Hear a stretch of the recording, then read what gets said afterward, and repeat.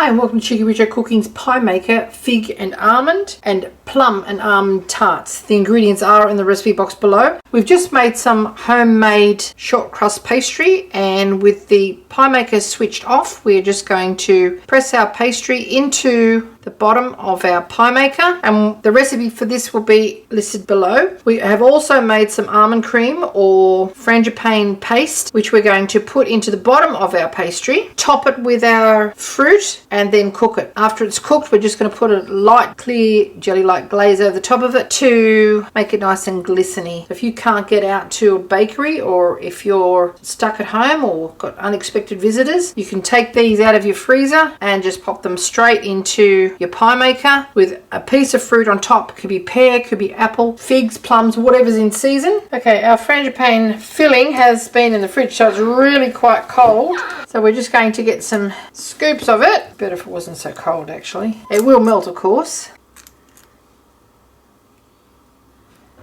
And when it melts, it'll just follow the form of the bottom of the pie case. Alright, turn the pie maker on and cook that for about 8 or so minutes until it's nice and golden and cooked through. Now we've got our frangipane paste here, which is almond cream. Has to be cooked because it actually has raw eggs in it. And we're going to put just a scoop of it into each of our little pastry shells. Cut our fruit in half and stick it on top. So our fig can go in half now.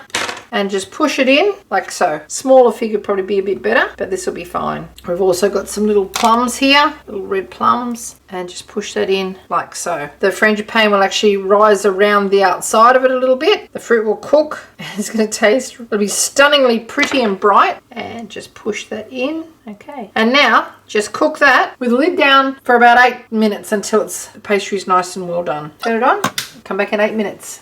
Okay, after 8 minutes, our little fruit tarts have still got another minute or so to go until they're nice and browned on the outside edge there, but the plums have split a little bit, coloured the outside of it a little bit with their bright colours, but they're going to be absolutely divine. So just give them another 2 minutes and they'll be ready to take out. Okay, after a further 2 minutes, we're just going to take out our little fruit tarts. And they're incredibly hot. And the juice from the fruit is going to be molten, so be very, very careful with that.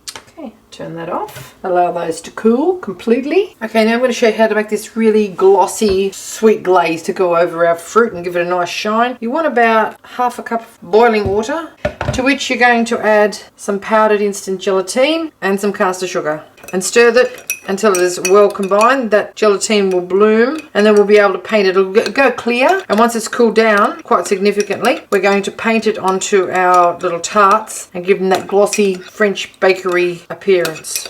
Okay, let that cool. We're also going to brush it on our plain little frangipane tarts, and this goes like cement, and then we'll put our fresh fruit on top of it, and that'll be held into place, and then we'll just dust it with some icing sugar, or you could cover it with this glossy glaze.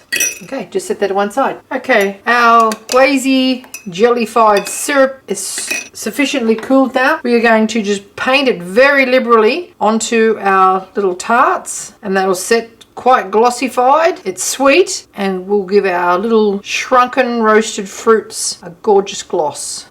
Okay, and now our almond tarts. I'll show you what I've done here. I've cut some fresh fruit up and sat it cut side down onto some paper towel. Now the reason that I've done that, it'll absorb the excess moisture out of those fruits, so it won't make our things too soggy. Just arrange them any way that you like and then cover them with our gloss.